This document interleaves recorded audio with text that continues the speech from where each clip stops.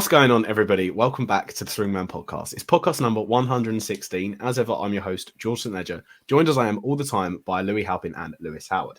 To kick this podcast off, we're doing something that we absolutely haven't nabbed off of someone else's TikTok. We're going to do our one-game winner-takes-all NBA draft based on current players now. Now, the rules for this are going to be really simple, and I believe we're going to do a starting five and a backup five, and they have to be the actual position of the players. None of this sort of 2K cheese where you run Giannis at point guard and all of that stuff. Before we get into that, I'll ask the same question I ask every week. How are you two doing? Are you well? I'm getting better from under the weather, but it's still a little croaky in my voice, so I may randomly go off for a cough, as I've explained before. But I hope you're well. Yeah, better than last week. Last week I was not doing too great. A bit under the weather, but now I'm feeling good. I was getting a bit worried that you'd skip the chit chat beforehand. It's my favourite part usually. Yeah, the chit chat's great. The chit chat and banter. We haven't done a starting draft order, and I really should have the draft audio of the do, but I don't have it. So we're going to skip all of the pedantics for that sort of background extras. Stake your claim for why you should have number one pick, Lewis. Is all I'll say. Why should you get number one? Are we going to do a snake draft? I say we do a snake draft in general. Yeah, to be honest, I think with three people, it's not as bad who gets the number one. But let's go off. I think I've got the most, of the predictions at the start of the year. When it came to over and unders, I think I got most of them right, unlike you two. So yeah, that's why I should go first. Yeah, do you know what? I can't even actually argue with that. That's a fair point. Louis, I mean, you're probably going to have something there, so stake your claim. I'm not going to get it because I know I was wild. I mean, usually the teams that do better in the NBA don't get a higher draft pick, so technically, whoever's done the worst should have the highest draft pick. Just saying. True. Making my claim. Yeah, making my claim forward. Absolutely. All right, I'll tell you what. On that case, then, as Louis, you're the Timberwolves fan, and you've not got Cat, and you haven't got Edwards now at the minute. I say Louis gets starting pick. And Louis, you can have second, and I'll go last. So what you're telling me is if Louis doesn't pick a Timberwolves player, he's fraud. I didn't say those exact words, but I'm not going to argue with you on that. Right. So I go, then? We've got the only rules are you have to have 2 point guards, 2 shooting guards, 2 small forwards, 2 power forwards, and 2 centers. And I think there's obviously going to be leeway with some positions, but I think as long as you're not taking the Mickey with it, I think we'll allow it. We'll have if the other two object, you will just have to take the L and hold that. But unfortunately, that's how we're gonna run with it. Yeah, I think there'll be a bit of leeway with the forwards, the power forward, small definitely. Forward. I think we'll probably be able to mix and match them a little bit more than the others. Well, I mean, this is the Swingman podcast. If there's a Swingman selected, then we're going to have to let it run. So that's what it's going to be. I was going to say as well, just to set out clearly, it's not like a draft in terms of who you want for the next 10 years or something like that. This is a one game takes all, like a... Just got it on the banner there. What about production? That is right there. So one game. Yeah, this is one game. Yeah, one game back you. It's sort of like the Space Jam. Let's put it like that. You want that one game. You got to beat the Looney Tunes. Well, you got to equip the Looney Tunes. You got to win that one game. This is who we're going to be picking. I'll go. Well, I will go first then, as I do have the first pick. But I'm going to go in this scenario. I'm going to go for Kevin Durant, number one. I think if anyone can get their shot off, anyone can, late game scenarios. I think there are potential ways you can at least stop or halt, I guess, whoever's going to be put second here, which I can guess really. But I think Kevin Durant is kind of all round unguardable. And because it's one game, hopefully he's not injured for it. I mean, we're taking that into account as well. He's not perennially injured like he usually is. So, I will go for I think you can go for this entire player pool is all 100% fit and available. This is them at their peak, at their, today, I'd say, but this is them today, but they're all fit. Yeah, right. KD's my pick. Fair enough. KD was called early. Well, it was going to go early, but number one may be a bit of a surprise, but I'll bet KD, so I'm not going to have a go. I'm going to take the best player in the NBA, so I'll just take Giannis now to keep that short and simple. See, this puts me in a predicadict. This is what this does now. Because now who do I go with? Do I go with my head or do I go with my heart? I'm right.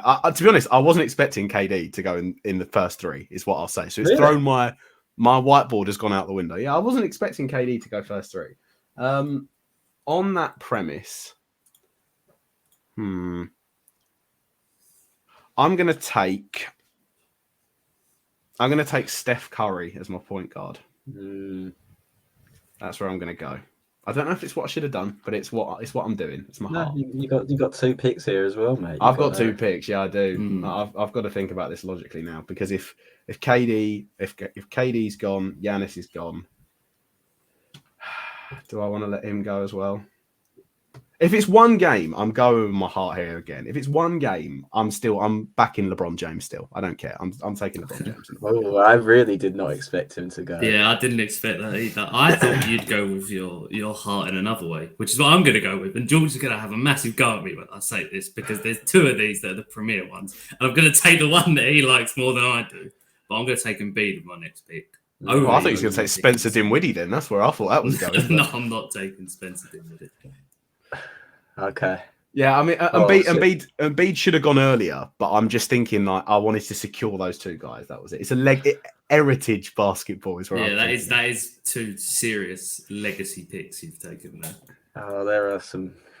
See, I had a specific way. I thought you was going to pick specific people, and I had a specific way in which I was going to build this if I had the first pick, which I had a slight inclination for some reason. I think I'd get. Okay, because he's on the board. I've got to go for Luka Doncic here. Yeah. Mm-hmm. So he'll be my point guard, I guess. Yeah. So Luka, KD, that's pretty nice. I want a bit more. See, the thing is that I can't believe I'm going to forego someone here, but I think I need a bit more defense. I know KD's a really good defender, but I want someone who's truly 2-way lockdown. This is a bit difficult because this guy playing quite well at the moment come back into himself a little bit. I'll go for Kawhi Leonard. Here. He's playing well. He's playing well at the minute. I think it's like 20 points. It's January or something like that. He's yeah. No, I can't hate the pick. Yeah, it was between. Okay, yeah, I'll let you because I don't want to give away too many picks. But yeah, what are you doing though? So you're running Luka at your point. Are you putting KD at the 4 and Kawhi at the 3? Or are you going to play Kawhi as a guard? That is mine. No, Kawhi at the 3. I'm not because Kawhi a shooting guard might be a bit Kawhi's a 3, but also I would not argue Kawhi at a 2. I'd never would. I'd never at a 4. I'd argue him. But I've got ideas for guards anyway. So you've got ideas. It's all good. Yeah. All right. Well, it's my go, and the small forwards are flying off the board, so I'm going to jump and take one now quickly. So I'll take Tatum now. Feel like he's probably the last really elite small forward left to go, so I'll grab him now. So is it me with 2 again now? Is that what I've got? Yeah, it is indeed. Oh, okay, right. So Steph Curry, LeBron James. Do I keep going down that legacy route? If TikTok, you're watching this, I'm going for that. Your old guys are going to be run off the court by my young. Well, I've got KD. Yeah, you're not. I mean, to be honest, actually. If he's still on the board, and I can't believe Lewis, you've made me do this, and I hate you for making me do this. I'm going to have to take Jokic. I have to take Jokic at this point. So I'm going to take him. I'm going to take the Joker. Not that he's like a bad player, but he's just not difficult to build around a little bit, isn't he? That's Louis, this is a 1-game draft. I'm not building around this. This is yeah, it's true. I'll have the Tubba Lard all day long. So that leaves me Steph at the 1. I'm going to put LeBron at the 3, and I'll have Nicola at the 5, obviously. Now, where do I want to go here? I mean, I could take him, but then this is leaving me in that situation where I quite like the look of the 2s that are still on the board. Whereas if he goes, I'm scraping the barrel at the 4. So we're going to go for. Oh, this team plays phenomenally well together. Anthony Davis. Oh, what a lineup this is. This plays all well together. We're going to go Anthony Davis. We'll take him there.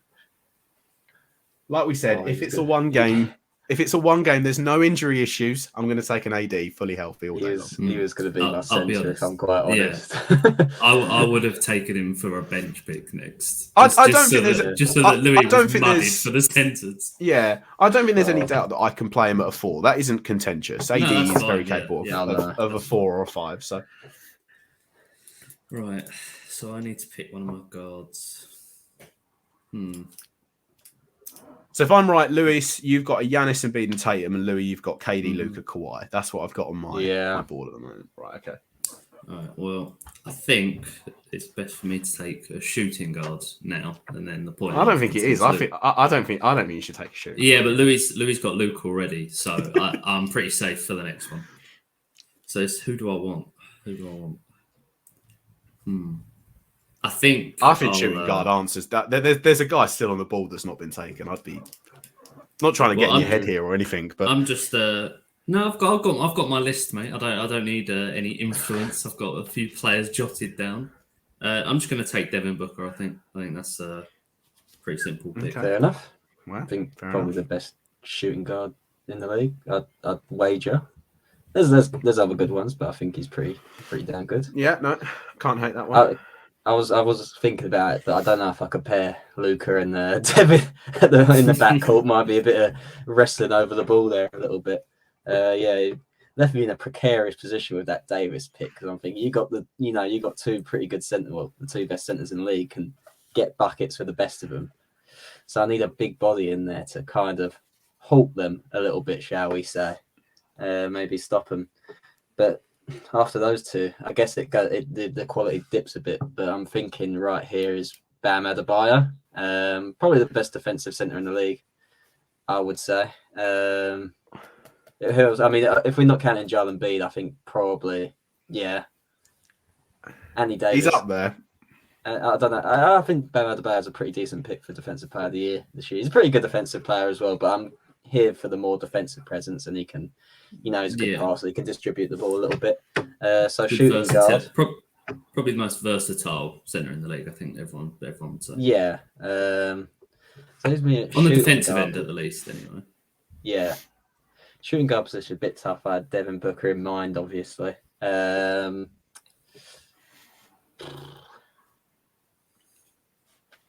don't I go for? Oh, it's between two here for me, and I'm just not sure how well Luka is going to mesh with any guard here. Maybe a low touch one would be nice, but I can't think of anyone who's low touch that would help in this scenario. Maybe Jalen Brunson, but I'm not going to go there. I'm going to go for just the best player I think left on there, and that's James Harden.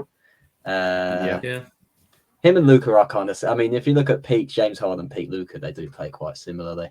Maybe they can bond over their love of drawing really shady fouls. You can James shuffle your team around. Yeah, James Harden's more of a distributor these days, wouldn't you say?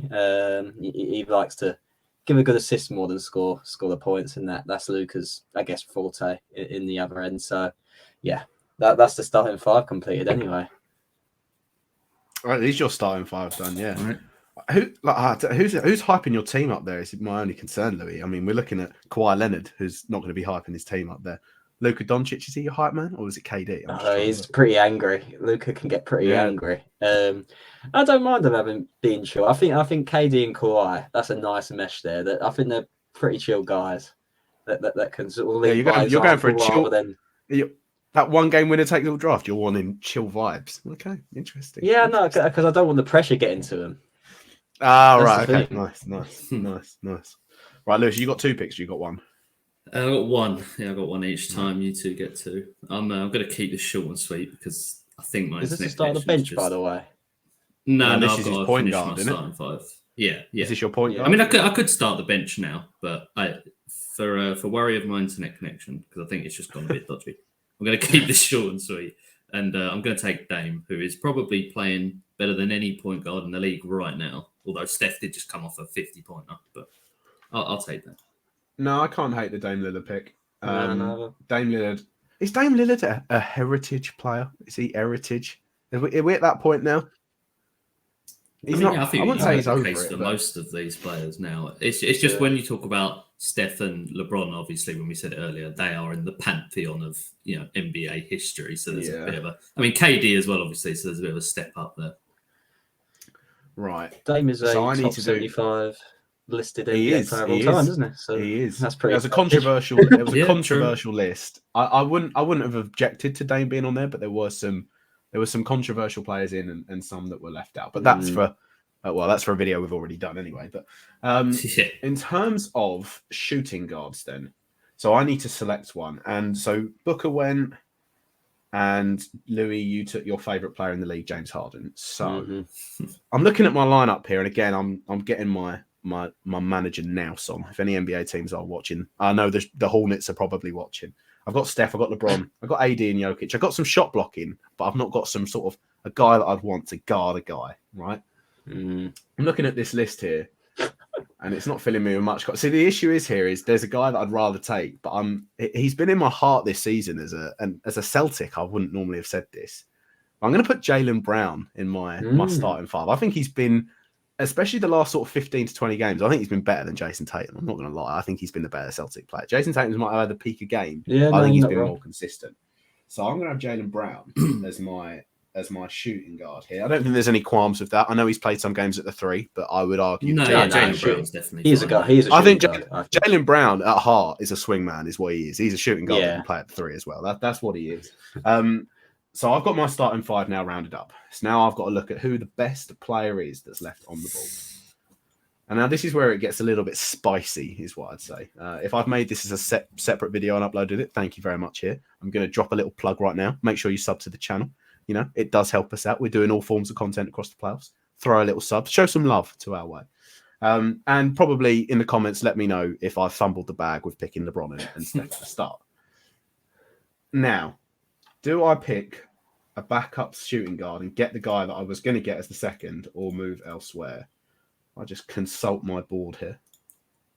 I like the look of any of these left. He's not gone yet. Oh no, he has gone. My bad. You took him, Lewis.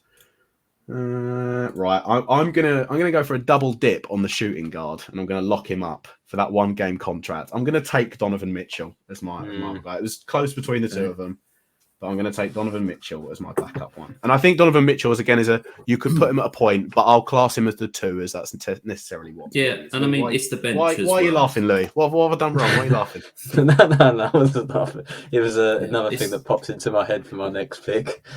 Okay. Yeah, it's the bench as well, so it's not as deep. It's not rigid. as deep. Yeah. I think I'm gonna take a power forward here, and I have to stress this is everyone healthy. No, injuries are not a problem. Oh, so I wonder where he's going. Zion. I'm going to take Zion. This is a healthy Zion. I repeat, healthy Zion. Hopefully they don't have like a pre-match lunch or something beforehand. No, don't do Zion like that, man. Don't do him like that. No, it's actually in pretty good shape these days. It's just always injured, unfortunately. We won't have this 1 game winner takes all draft down in San Antonio. Yeah, there's a reason for that, as Charles Barkley will say. But we won't have it in San Antonio. Okay, so me 2 picks. Yeah, you got 2. Come on. I was going to make a bad joke for one of my picks here, but I won't make it. I'm going to go Ja Morant first. Just set it off. Thanks for staying away from that. So, yeah, setting the tone, 6-man, pretty as good as you're going to get. Probably in terms of the talent pool that's left, you'd probably say the best, maybe one of the best up there, unless I'm forgetting someone.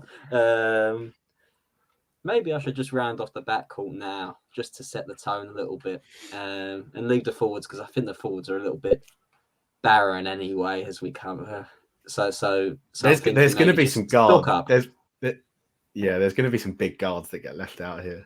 I would like to go for SGA here, Shai Gilgeous. That's who I was going to pick. Yeah, I know. Gets to his spots easy. I think. There's potential that my bench backcourt may meld a little bit better than my starting backcourt. But, they're all good players at the end of the day. They get the job done. All right.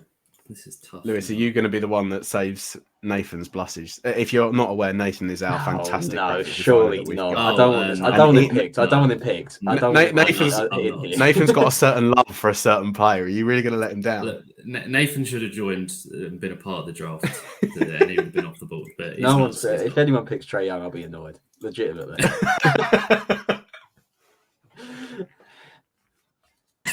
Oh. That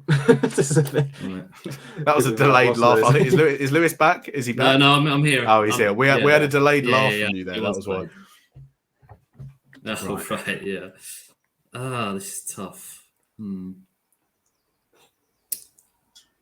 I've realised the small forwards left are not the greatest pick with Zion, so I'm just going to grab. I'm going to grab one now. I'm going to take Paul George. Paul George. Damn, I was not expecting that. Look, it was either that or someone that can't shoot threes next to someone that can't shoot threes. So. That's a good point. That's a good point. Right. So it's me with 2 now again. So I've got to consult the board. What's gone? Louis done me dirty with the SGA pick. I can't lie there. Do you know what? It almost seems like it's been written, this script. I have an heritage team right now. And I would say, and I would argue, right now, if we're going for heritage, one game winner takes all, right, we want to put on a spectacle for the fans. Now, if aliens came down to this planet and they were striking a laser beam and they was going to blow up the earth unless I told them who the most skillful box office, some would say, player is in the NBA. I'm taking my backup point guard. I'm taking the most skillful man in the NBA. I'm taking Kyrie Irving is where I'm going for that one game. Because he's not going to miss this one game. He's going to be there. I'm taking Kyrie Irving. As Max Kellerman would say, I'm not taking Andre Iguodala. I'm taking Kyrie Irving is what I'm doing. I think of all the guards that are left, I would stake the claim. There's a few others on there that have been very good this year, but if it's the one game, I'm going for him now.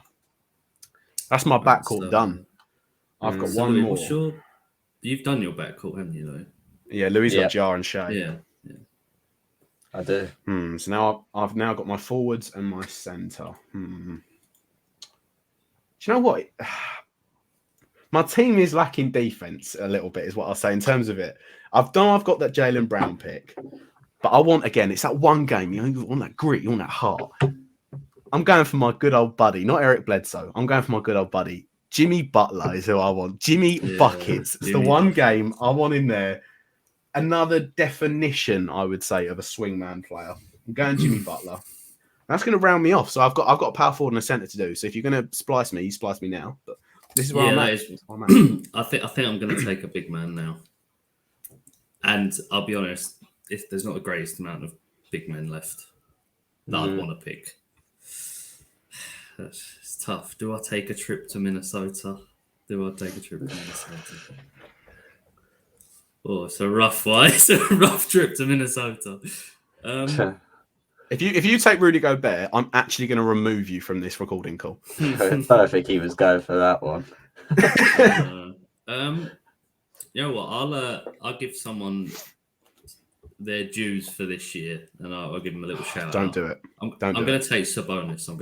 Oh, I wasn't thinking of that guy anyway, so that's fine. No, he's playing well this year. I'll give him credit where it's due. I'll take him. I thought about spacing the floor a little bit, but I'll just go with Sabonis. Yeah, I'm in need of some real spacing, considering Shea and Jar aren't particularly known for their shot, outside shot abilities. They can get what they want. They can score when they want. Maybe I just need a little bit of length, a little bit of defense. So I'm going to take both forward pairings here. I'm going to lead a centre because whoever I'm going to pick is going to not going to be of adequate, I guess, quality at the moment. Because, it really drops off after the first two. I had to pick Bam Adebayo.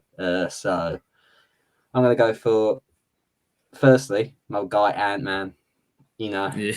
Anthony Edwards got that shooting ability, got that dog, and pretty good defender.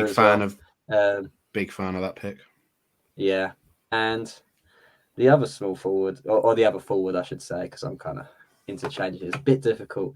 You could go bit of Chrissy Middleton, but he's not playing particularly well for Milwaukee this year.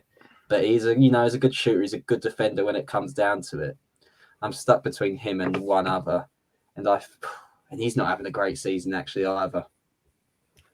Oh, this is tough. You know what? I'm gonna go for Brandon Ingram just because I think his ceiling is just slightly higher than Chris Middleton. Offensively, anyway. Defensively, he can be a bit shaky, but he's got that length at the very least. And yeah, it make KD happy that you've picked. Exactly. He can mentor him perhaps for this one game. He can really get him going. He could win. That's a story that's willing to be told, I think, personally. So, yeah, there you go. All right. Interesting. You again, right? Yeah, I think I need some more time to think on what shooting guard I want. So I'm just going to take my point guard now. Obviously, I've got Damon Booker in my starting lineup.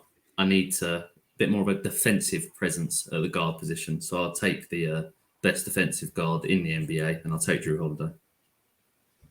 Nice. Yeah, I like that one. Best defensive guard in the NBA, Drew Holiday. Yeah, definitely. That's a well, who else is it going to be? Well, I mean, on his native Celtics, he's throwing massive shade at the current reigning one. No, but we know what's going to be. You know what? Yeah, that's a good point. Season. But I'd still take. He has been rubbish. He has been rubbish. He has been rubbish this season. I will give you that. He got Defensive Player of the Year because they massively campaigned for it last year. I'm not going to lie, but wasn't the best. Well, it's also because they didn't want to give it. They didn't want to give it to Rudy Gobert again, as I think also the. But he wasn't even the best defensive player of his team. I don't think. But satire comments there, Louis. Right, so these are my two picks now to round me off, right? And I'm done. This is it, right? Okay, so big time plays here. So, to be honest, I don't really need size, I'd argue, but I am going to take some more size. Now, the power forwards that are remaining, I'm not loving apart from one of them. I'm not getting on board with I'm not going to claim of I'm not going to say performance enhancing usage of Lauri Markkanen this year. He's had a good year, but I'm not taking Lauri Markkanen. I'm not taking Lauri Markkanen for a one game. There are some heritage players that are still on this board that I'm not going to pick. Like, it's hard for me to look at Pascal Siakam and not take him right now, but I'm not going to do it. Again, if it's this one game, defense wins you games. What do I want? I want shot blocking. I want who I think is going to win Defensive Player of the Year. I'm taking Triple J. I'm taking Jaren Jackson Jr. definitely on my team. That's where I'm going for this one. So I'm going to have Jaren Jackson Jr. as my reserve power forward, I shall say. And then for centre, it's not looking good. I will say this: it's looking bleak. There's not a lot of good talent that is left on the board right now. But again, if I look at my team right now, I've got the best shooter to ever exist. But if I'm looking at Nikola Jokic can hit a shot if he needs to. But if we're going 40%, yeah, I know that's what I mean. But like, if we're going one game, they're always healthy, right? Louis, your guy is not the unicorn. I'm taking the OG unicorn. I don't care how he's described him. I'm taking Kristaps Porzingis at the 5. I'm not hearing anything else other than it. You know what? I thought about doing that when I had to take my backups, and I really did. I looked at it and I'm like, who am I taking here? Do I want to take Karl Anthony Towns? Not really, because I've got Jimmy Butler and I'm taking Jimmy Buckets all day long for it. So I'm going Kristaps Porzingis.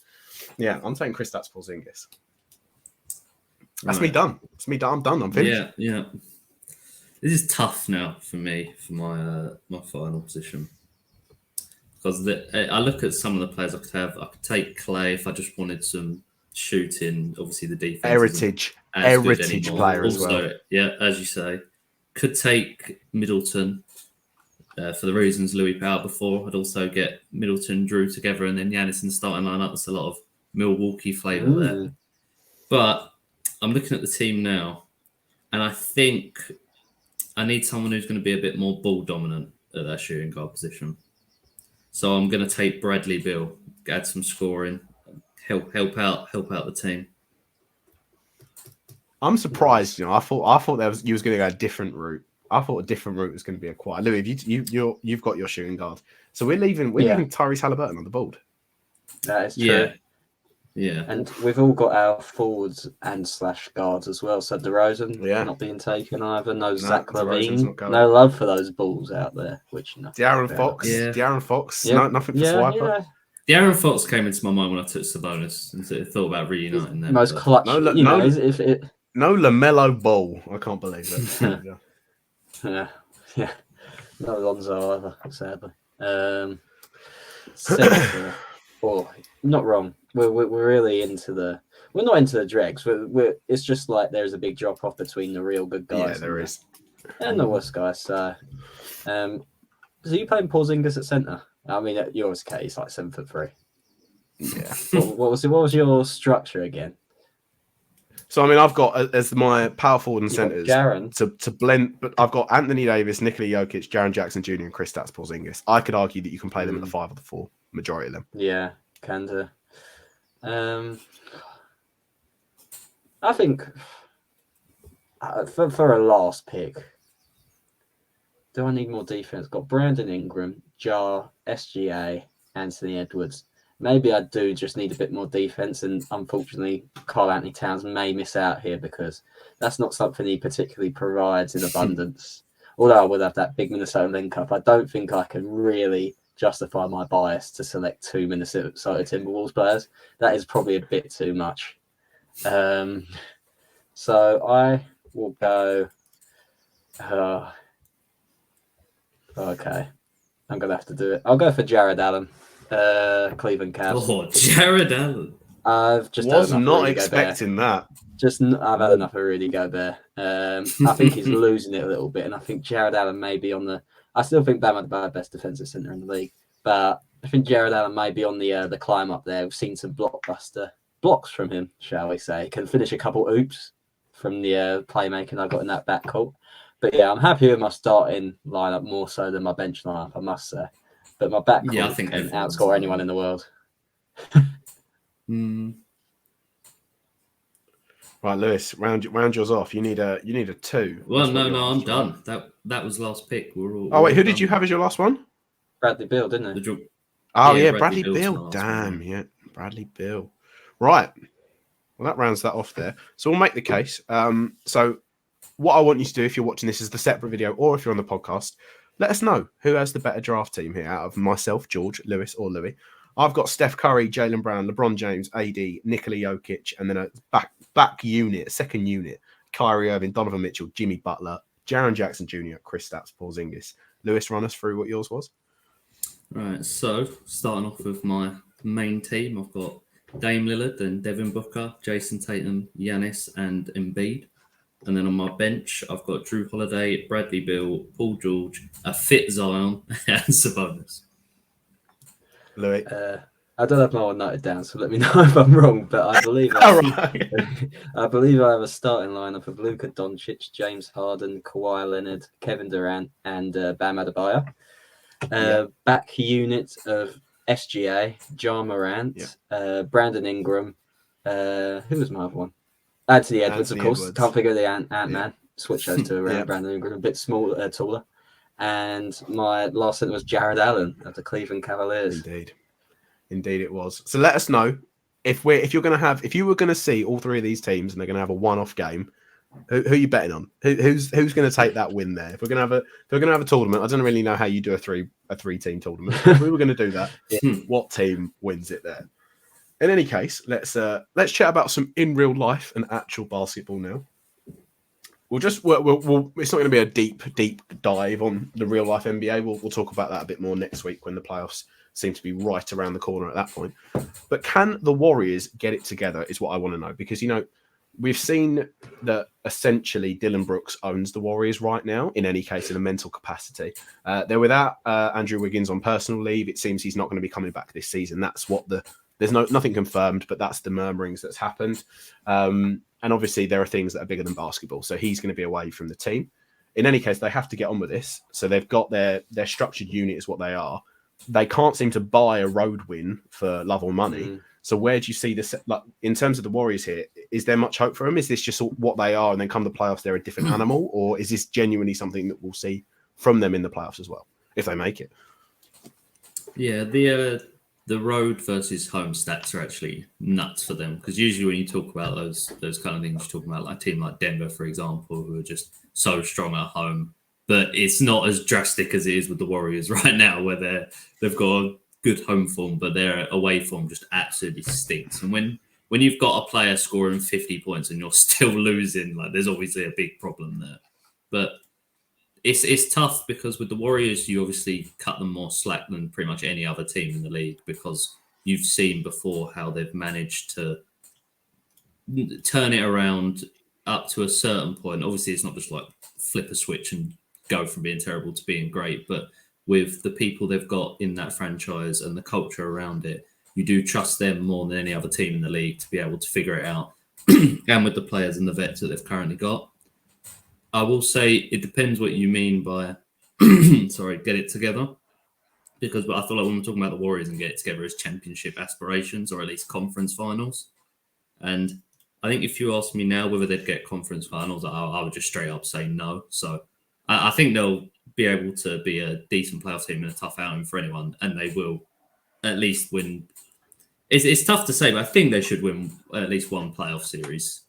But if we're talking about what the Warriors think of themselves and what we know or think about that franchise and what they're synonymous with, I don't think they're going to be getting to like a conference finals. So they'll turn it around a bit, but not enough. The thing is, right, is the Warriors are sitting in 7th right now, and there is any chance that they fall out of this and they go into the play-ins. There is also any chance that they're 2 games behind the 5th seed. But if you go off it right now, if the playoffs started today, the Warriors would be playing the Kings, right?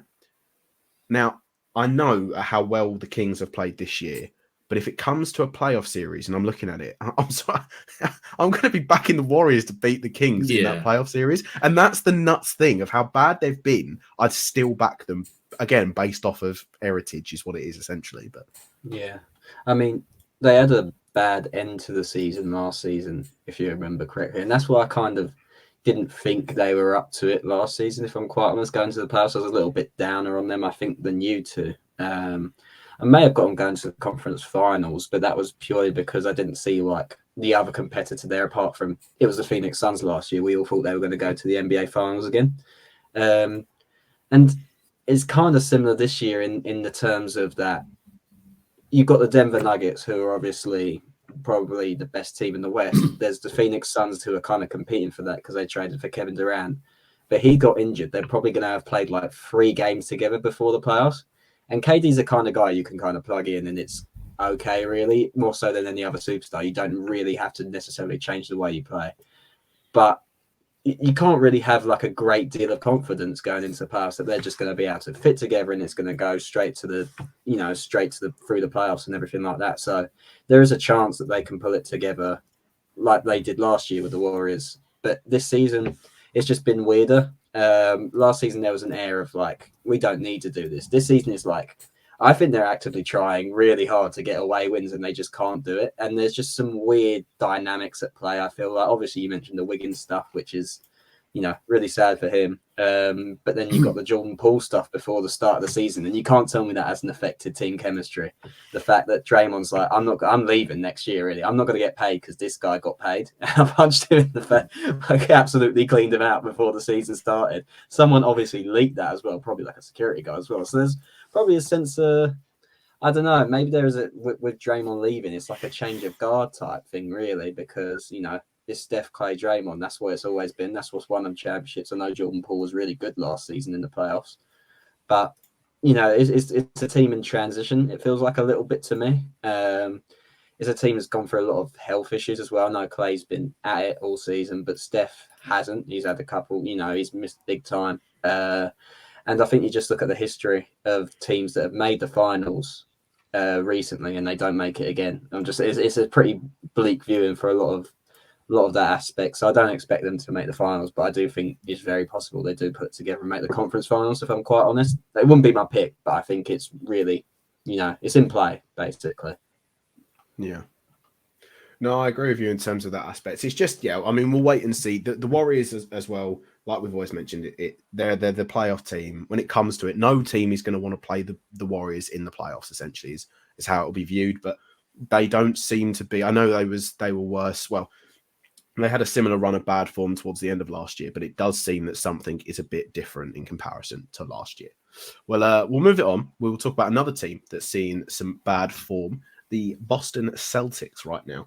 And I've put Celtics Crumbling. Now, that is a bit of a sort of, we were looking for something that just sort of was some alliteration, shall I say there. But, the Celtics have been bad recently in terms of, and I wouldn't say people are necessarily worried, but they're now in the 3rd seed for it. Their form has deteriorated along from it. They're now 5-5 in their last 10. When you look at what the Bucks and the Sixers are doing, it does seem like a bit of a shift from people thinking, Boston are going to win this now, to Boston might be in trouble when it comes to a playoffs because of how bad some of their players have been in form, like their role guys. Like Marcus Smart's been really bad.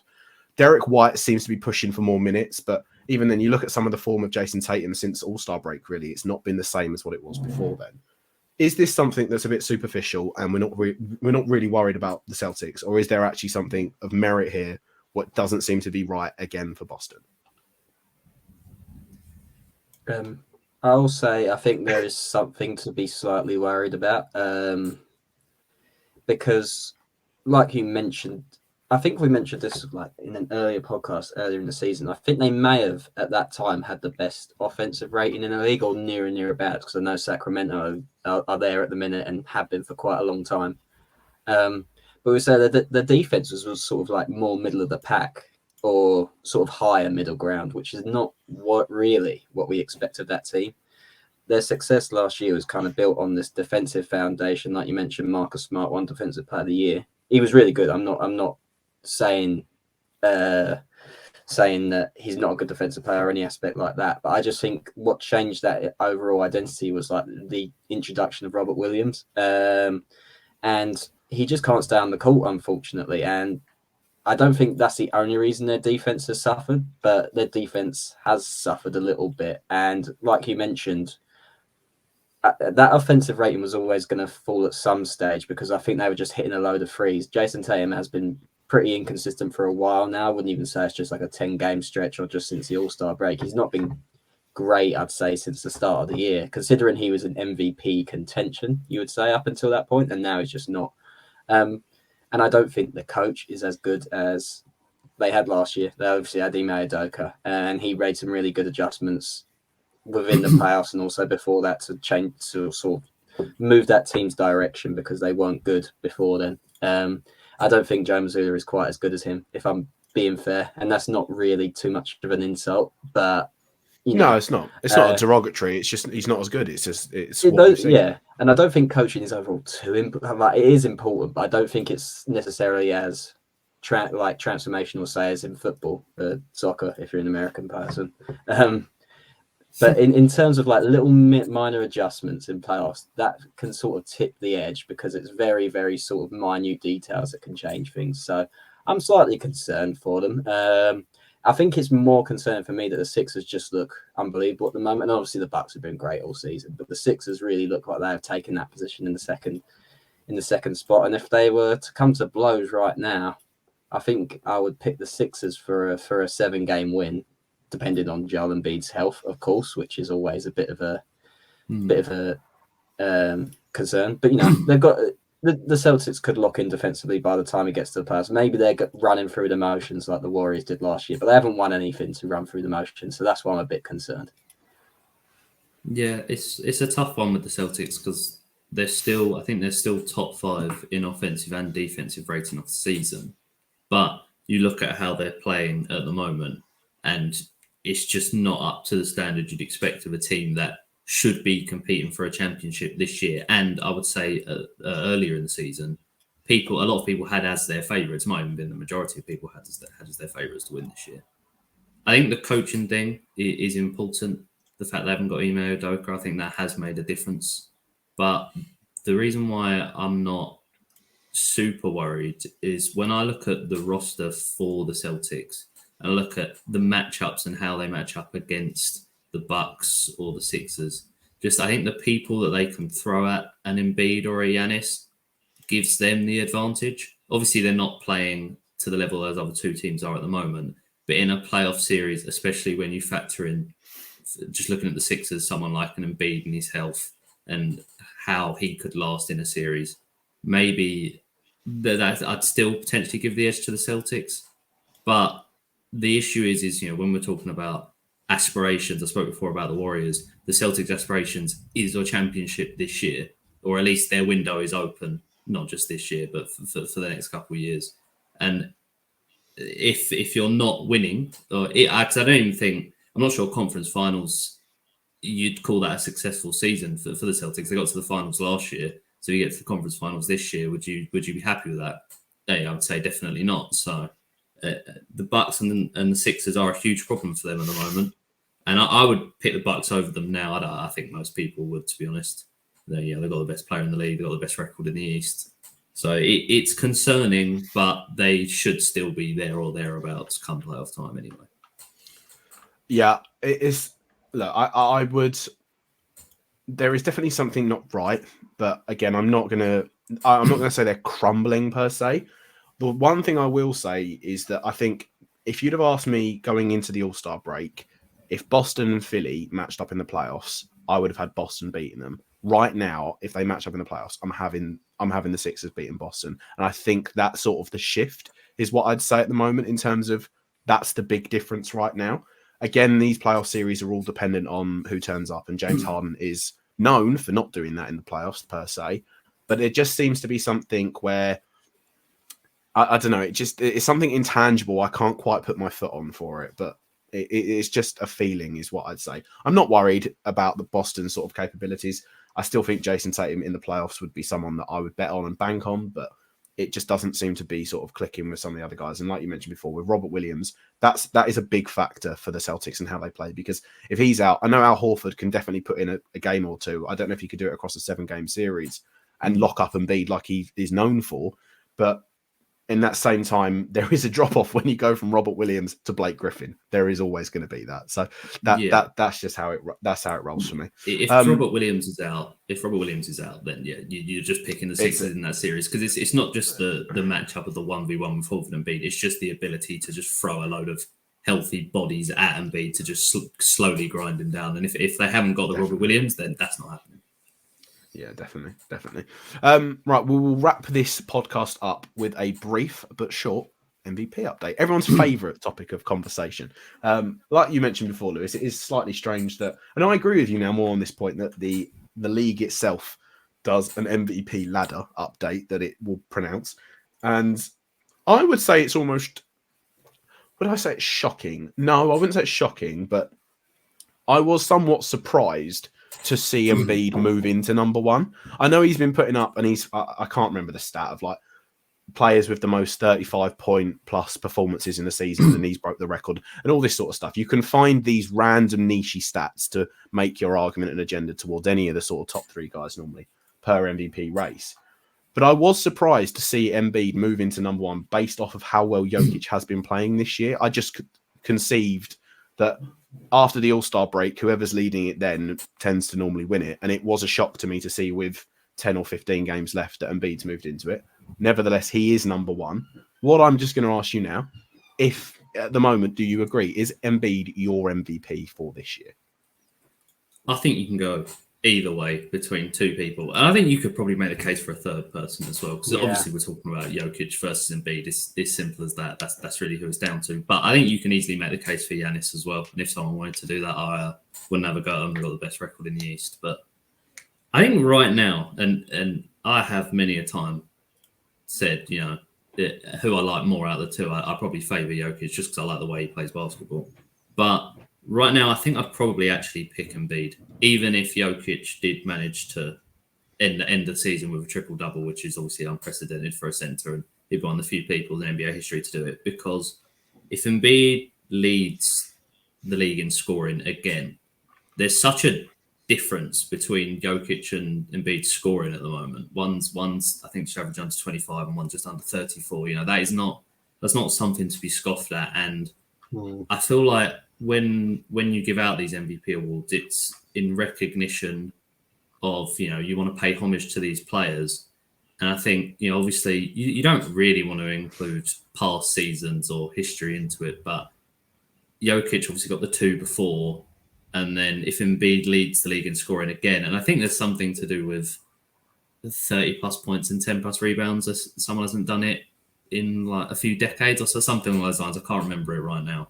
But if someone wanted to, or if I would want to at least have some accolade with him to pay homage to that. But I will say, I feel like this conversation has just started shifting away from basketball, which you don't like to see. At the end of the day, both of the seasons they are having are worthy of winning an MVP, and whoever gets it, they're fully worthy of it. And the other person hasn't been slighted. It's just, you got two players playing at an all-time level, and it's great to see as well that it's two centers doing it in this day and age, coming off obviously the Warriors showing the small lineups, 5 out. That's where we thought the NBA was shifting. Now you got these two who are arguably at minimum 2 top 5 players in the league. You could go higher than that.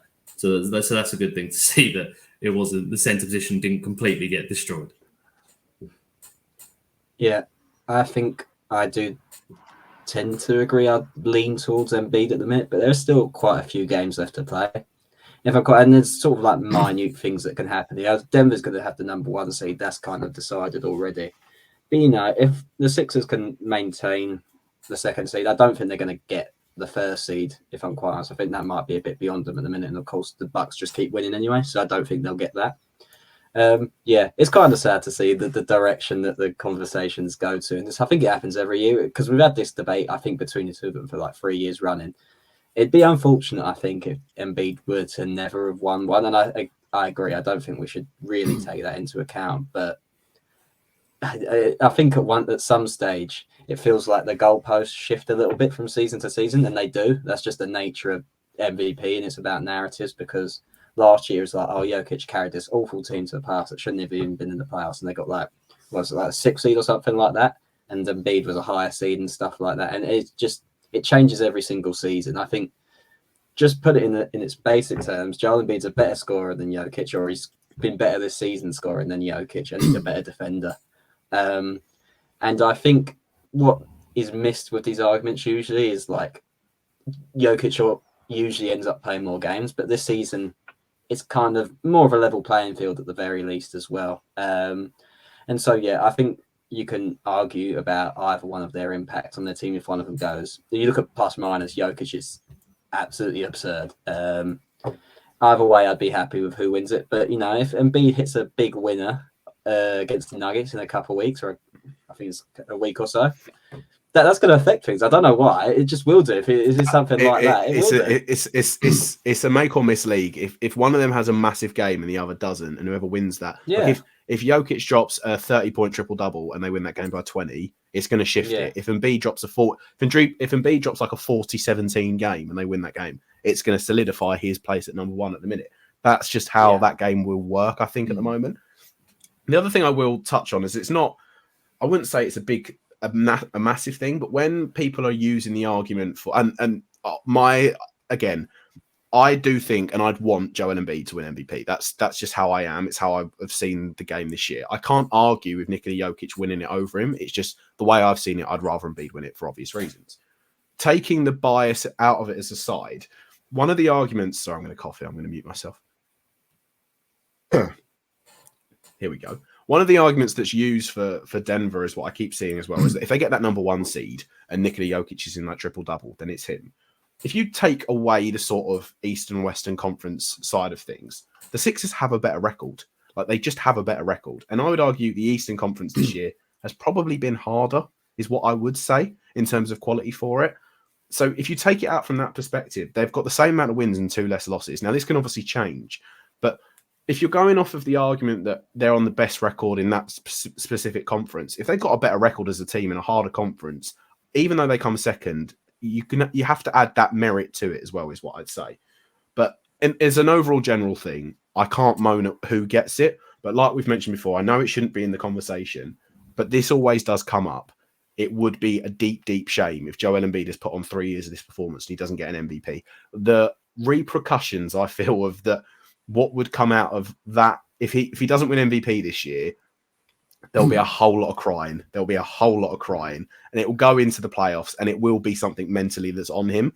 And I think it will be a deterrent in terms of that he's not going to use it as I'm going to show him in the playoffs. I think it will be like a mental thing of that. I've done this for 3 years. I'm still not getting recognised. I think it'd be a detriment to the Sixers. He'd have also not made first team All NBA, would he, in these 3 years? Because it's only one centre. Which is another big point. I think it's just tough as well because obviously we're watching this unfold now, but when you look back in the future from now, obviously no one's watching and they want to watch these guys play maybe. And a lot of the time the accolades do get brought up in how people evaluate players, and maybe Embiid won't be looked back on as fondly as he should have if he doesn't collect one of these awards, which obviously you don't want to factor these things in, like, talk about voter fatigue as well. You don't want to factor voter fatigue in as well. But these are things that people consider. Yeah. No, definitely. Right. Is there any other things that we want to talk about in this podcast? If not, I'll wrap it up there. But if you've got something, speak now. Not from me. Yeah, I'm good. No, it seems like that's it. Right then. Thank you very much for listening. If you are watching this on YouTube, please hit the subscribe button, like the video. Drop us a comment down below if you agree. Who had the best draft from those initial teams that we picked at the start? If you're listening to this on Spotify, Apple Podcasts, wherever you get your podcasts from, if you could leave us a review, it would help massively. And click that follow button and subscribe to us on there. It would help out more than you could possibly imagine. And yeah, that's pretty much it. We're going to have another podcast video next week, and we're going to run through sort of all the playoffs as it's coming thick and fast. We'll have loads of content coming up when the NBA playoffs are there. So stick with us, and we'll guide you through it. Thank you very much for listening, and we'll catch you in the next one. Peace.